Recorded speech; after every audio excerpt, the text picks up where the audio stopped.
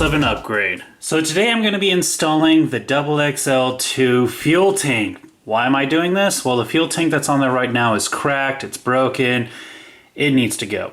Now, there's one interesting thing about the new XXL2's engine. It uses real gasoline mixed with two-stroke oil. So this is set up for that mixture. As you can see, there's no fuel line that leads off the bottom. In fact, when I open this up, you can see that there is a filter that leads straight to the corner of this fuel tank. How well is this setup going to work for the engine that I have in chaos right now?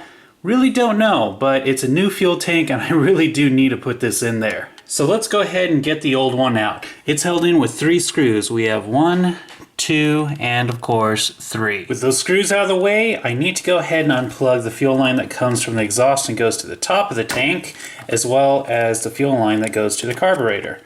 Pull those out, and now I can go ahead and take out the old fuel tank. So now that I got the old one out, we can go ahead and compare it to the new one. As you guys can see, structurally they're almost identical. This one is slightly bigger, and of course there's other differences like the lids and how you fill it up. There's also no longer a spill tray.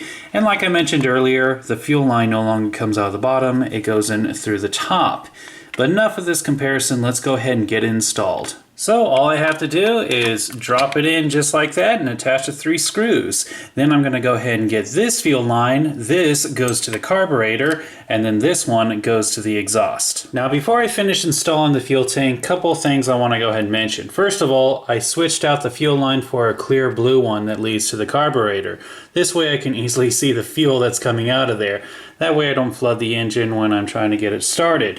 The other is that I need to go ahead and make an arm that attaches to this screw and loops around, and that will hold the air filter in place. What am I going to use? I'm going to go ahead and use some wire from an old clothes hanger, bend it to what I need, and then get that screw installed. Here is before, and here of course is after. Now, as I said before, I'm going to have to test out this tank and see how well it does with this engine, but at least I finally got this arm that goes for the air filter. That's going to hold it in place. It's a lot more stable now. And that was a level 7 upgrade for Chaos.